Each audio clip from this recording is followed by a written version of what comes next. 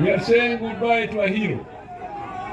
We are saying goodbye to somebody who has left a very good record in Parliament and whose goodbye today is witnessed by his colleagues in Parliament, including the Minister for Devolution and the Prime Minister and Mama Ida. Therefore, as we sit here today, witnessing this last journey of Jakoyo Midiwo, we are humbled because of the record he's left behind.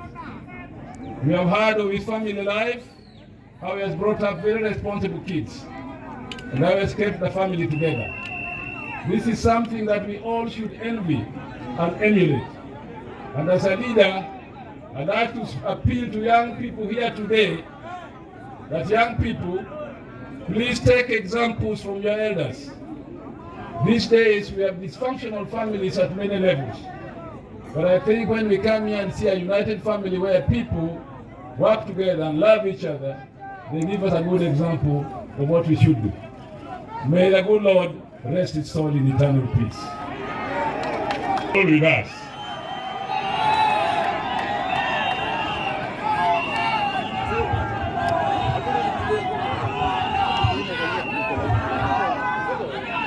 Kanisa, Prime Minister Raila Odinga, Mama Aida, governors wetu walio hapa, wabunge, senators, watu wote waliokuja kwa mazishi ya rafiki yetu kuomboleza na familia yake. Amosi Uduto, Nyasaye Ber, Sekete, Erokamano. God is good. We say God is good all the time, even at such painful times. And we're here today to condole with the family of our brother, Jakoyo Midiwo, and to say pole to the entire Midiwo family. To lose a loved one in a family is a painful thing. But to lose several loved ones almost at the same time, the same year, is indeed very, very painful. And we're here to say pole to you, and it's such pain that the Greek poet Achilles wrote of, pain that does not forget to fall drop by drop upon the heart, until in our despair and against our will, wisdom comes through the awful grace of God. May the good Lord give you the grace and the strength to carry on. We're only here to say pole to you, but to also pray with you and for you. Jakoyo was a good friend of mine. I knew him when we were in the 10th Parliament, when I was Member of Parliament for Saboti, and he was Member of Parliament for Game. We came from different political parties. I was in PNU, he was in ODM. But as a parliamentarian, as a leader of the House, both as minority leader and also as chief whip, Jakoyo had the power to cut across the political divide. He had friends on the ODM side, on the PNU side, and he never hesitated to reach out to friends. But talking about Jakoyo as a legislator, I cannot find better words to describe Jakoyo than the words of Ajiki. I had a funeral dirge by Ajiki, Kodiam, and he said Jakoyo was the he-elephant. He was a giant legislator who wittingly turned tables on his fellow men, and who would, on public podium and in Parliament, outwit all of us. In the 10th Parliament, and I can see many of us who are here, under the leadership of Speaker Ken Marende, he's here with us.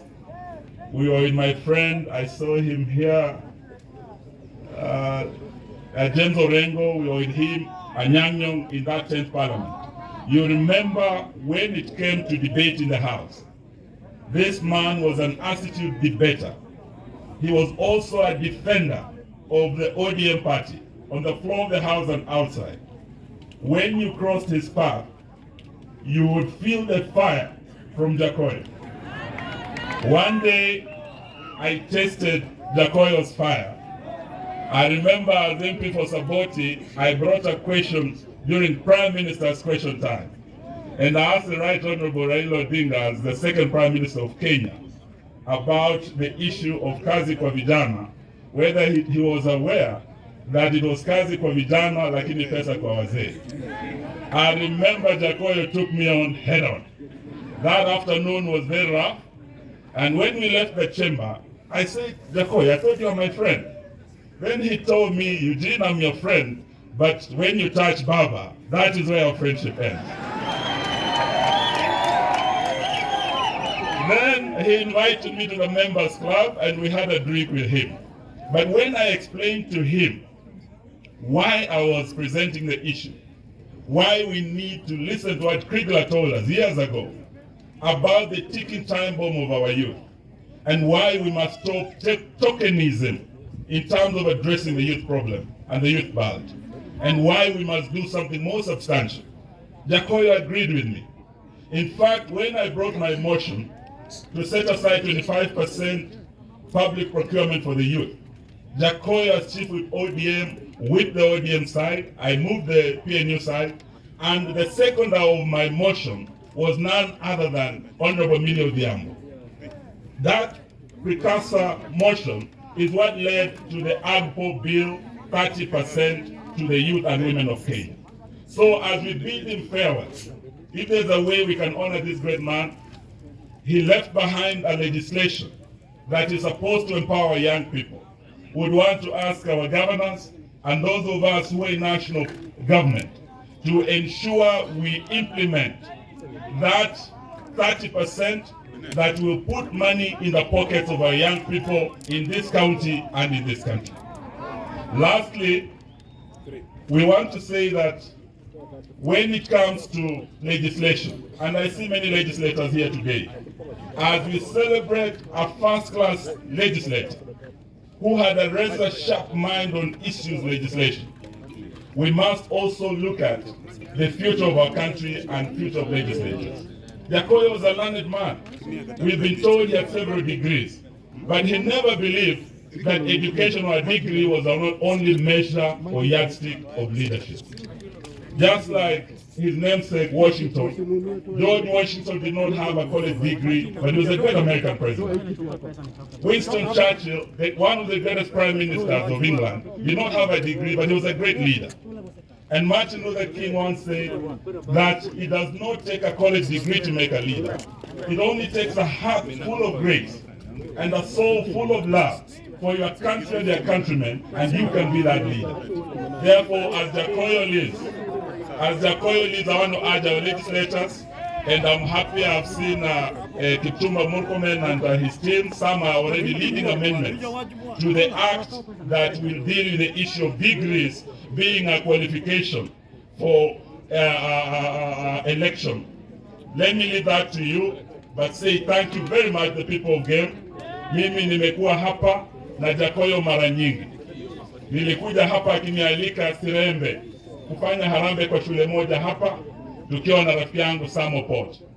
Na wakati tumekuja tukakaa na yeye akanikumbusha hapa Siaya tuna mradi wa maji.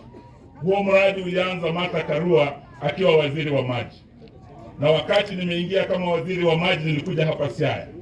Tukasukuma huo mradi na gavana Rasanga na deputy wake ambaye amekuwa anafuata kule Nairobi. Juzi Mheshimiwa Rais amekuwa hapa kufungua huo mradi. Na alielekeza dada yangu Sisili Kariuki ya kwamba mradi huo maji hayatoshi Siaya County. We must have the next phase. Tuongeze pesa maji hayo yafike hata hapa Game. Na Mheshimiwa Rais akisema sio ombi ni elekezo. Nikiwa hapa leo I want to assure you na tumeongea sana, Deputy Governor wenu amekuwa anafuatilia. We want to work with our sister Sisili Kariuki to ensure that that project that was very close to the heart of Jakoyo, that his brother Jalamo has spoken about, tutasukuma hadi ukamilike, maji hayo yafike hata Game na yaweze kufika Siaya.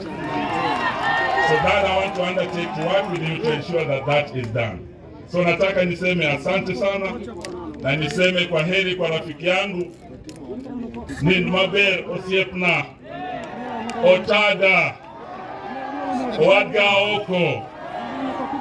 Na ukifika huko Otada, imosna Jaramogi Oginga Odinga, imosna Masinde Muliro, imosna Wamalwa kijana, imosna Ramogi Achieng' Oneko, nin maber wuod them.